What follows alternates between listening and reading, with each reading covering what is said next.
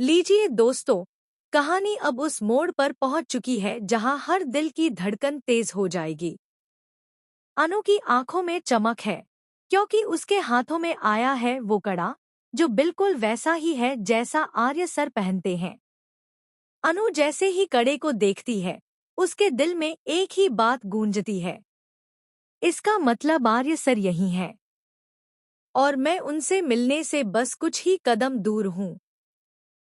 माता रानी के दरबार में घंटियों की आवाज गूंज रही है। हवा में अगरबत्ती की महक फैली है और भीड़ में अनु बेचैन होकर इधर-उधर देख रही है। घड़ी की टिक-टिक बता रही है कि 24 घंटे अब लगभग पूरे होने को हैं। और तभी भीड़ के बीच से धीमे-धीमे आर्या की परछाई सामने आती है। आर्या और अनु की मुलाकात। अनु जैसे ही आर्य को देखती है, उसकी आंखों में आंसू छलक जाते हैं।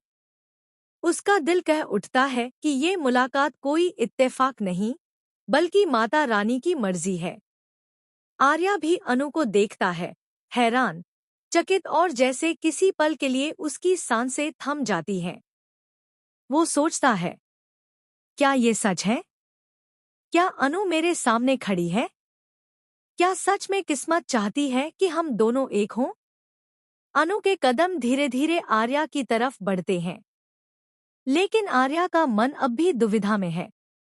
उसका दिल चाहता है कि वो अनु के सामने सब कुछ कह दे, अपनी मोहब्बत, अपना दर्द, अपनी मजबूरियां। पर उसका दिमाग अब भी उसे रोक रहा है। आर्या का मन का तूफान। आर्या मन ही मन सोचता है, अगर मैं अनु से अपने दिल की बात कह दूं, तो क्या सच में हमारी राहें आसान हो जाएंगी?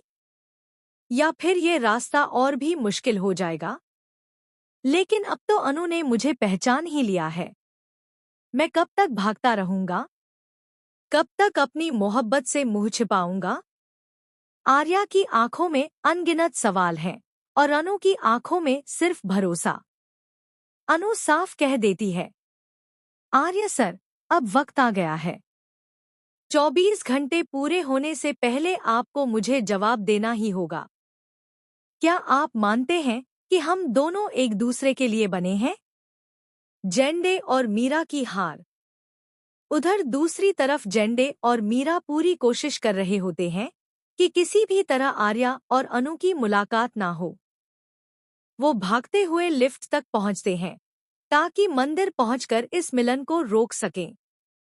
लेकिन किस्मत देखिए, जैसे ही दोनों लिफ्ट में घुसते हैं, अचानक बिजली चली जाती है और लिफ्ट बीच में ही फंस जाती है। फोन में नेटवर्क